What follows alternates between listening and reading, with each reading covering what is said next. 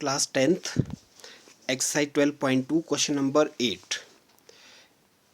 Question number 8 आपके सामने यहाँ पर horse is tied to a peg at one corner of a square. यहाँ फिगर भी बना है, क्लियर दिख रहा है। एक स्क्वायर है आपके पास, यहाँ एक पेग मीन्स एक खूंटा जिसमें इसको बांधा गया है। तो यहाँ से आपके सामने हॉर्स है, यहाँ से इसको बांधा गया है। कितनी लंबी रोप है, कितनी रस्सी की जो लेंथ है वो कितनी है, यहाँ पर लिखा है स्क्वायर शेप्ड ग्रास फील्ड। ये ग्रास फील्ड है पूरी, of side 15 metre by means of 5 metre long rope. जो उसकी यहाँ से लेकर यहाँ तक रोप है, जिस रस्सी से वो बांधा गया है, उसकी लेंथ कितनी है 5 मीटर। तो मीन्स ये रेडियस है। और यहाँ एंगल, क्योंकि ये स्क्वायर है तो एंगल यहाँ पर 90 डिग्री का है। तो यहाँ पर हमें थीटा चाहिए होता है, तो वो हमें 90 मिल चुका है। और लेंथ ऑफ रोप जो है वो रेडियस है, तो वो 5 मीटर है। तो आपको दो पार्ट दिए गए हैं इसमें। फाइंड, फर्स्ट पार्ट है area of that part of the field in which the horse can graze. तो कितने पार्ट का वो हॉर्स जो है चारा खा सकता है। ग्रेज का मतलब होता है उस फील्ड में जो घास है उसको वो खा सकता है। तो जितनी लंबी उसकी डोरी होगी उतना ज़्यादा फील्ड को वो कवर करेगा। इनकी यहाँ पर जो फॉर्मूला होगा वो सेक्टर का फॉर्मूला यूज़ हो सकता है, या क्वाड्रेंट का फॉर्मूला, क्योंकि 90 डिग्री का अगर एंगल हो उसी को ही हम क्वाड्रेंट बोलते हैं, सेक्टर भी बोल सकते हैं। तो हमारे पास क्लियर है। जैसे यहाँ लिखा है मैंने क्वेश्चन एक्सरसाइज 12.2 क्वेश्चन नंबर 8। यहाँ पर रेडियस सबसे पहले लिख लीजिए, रेडियस है 5 मीटर और थीटा एंगल, एंगल ब्रैकेट में थीटा लिख सकते हैं हम इसको 90 डिग्री। देयरफॉर अब फर्स्ट पार्ट में जो पूछा था अब हम वो कैलकुलेट कर रहे हैं। फर्स्ट पार्ट में आपसे पूछा है area of that part of the field in which the horse can graze. Therefore required area आप लिख सकते हैं, required area equals, formula sector वाला यूज होगा, pi r square into theta upon 360 centimetre square. Pi की value दी है इन्होंने यहाँ पर 3.14। Are square, r means radius, वो आपका 5 है, तो आर स्क्वायर 5 इंटू 5, थीटा 90 और अपॉन 360। इसको कैलकुलेट करने पर आपके पास फर्स्ट पार्ट का आंसर आ जाएगा। तो यहीं पे कट कर लेते हैं, चलो अलग से लिख लेते हैं एक बार।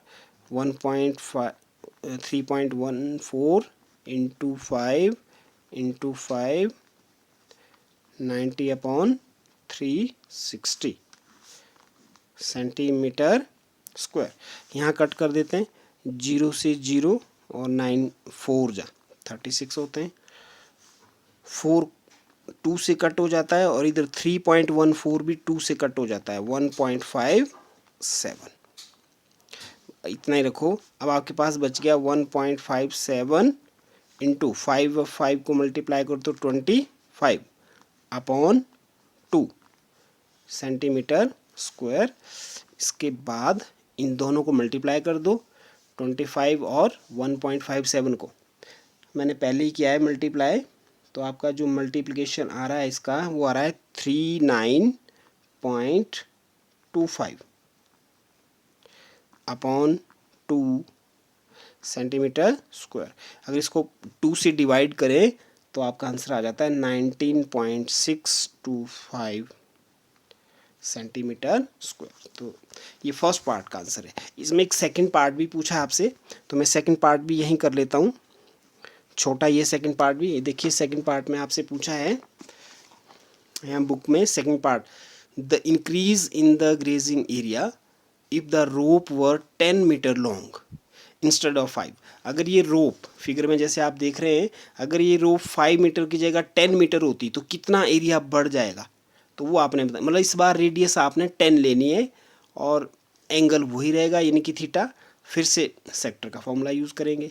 तो अब एंड में फिर पहले वाले पार्ट का आंसर इसमें से माइनस कर देना है आपने, क्योंकि इंक्रीज पूछा है। इंक्रीज मीन्स जितना एरिया एक्स्ट्रा बढ़ गया, ये तो पहले वाला ही है, तो पहले वाला एरिया छोड़ दो यानी कि उसको माइनस कर दो और जो इंक्रीज है वो अपने आप आ जाएगा। अब जैसे फिर से यहाँ पर हेयर आर इक्वल टू इस बार 10 मीटर ले लीजिए और theta equal to 90 degree. Therefore area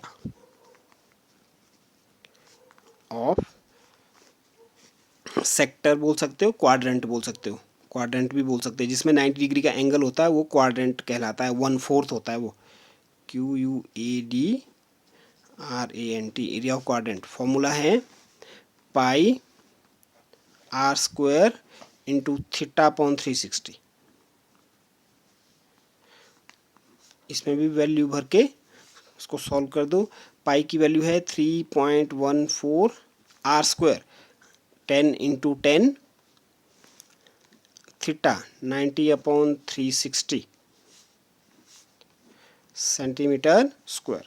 इसको और सॉल्व करने पर पॉइंट हटा दीजिए, पॉइंट हटाने पर ये 314 अपॉन 100 आ जाएगा।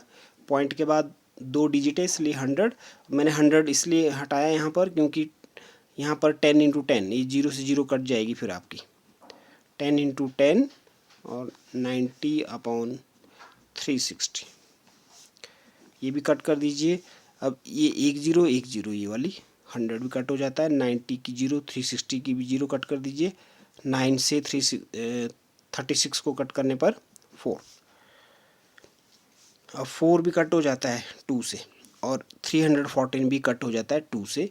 तो एंड में आपके पास ये आ रहा है 157 अपॉन 2, और इसको पॉइंट में अगर आप लें तो ये बन जाता है 78.5 सेंटीमीटर स्क्वायर।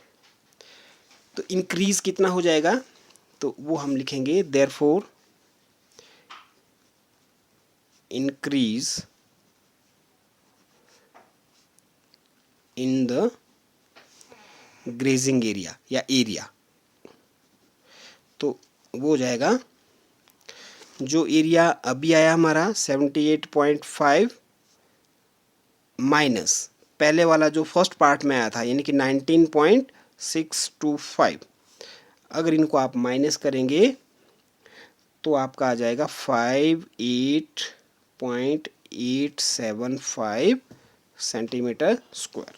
माइनस कैसे करना है मैं यहाँ बता देता हूँ। ये देखो 78.5 और माइनस 19.625 ऐसे माइनस करना है, और ऊपर कुछ नहीं है तो 0 लगा दो, ये माइनस करके फिर ये आपका आंसर आ जाएगा। तो इस तरह से आपका 8th क्वेश्चन के दोनों पार्ट कंप्लीट हो गए।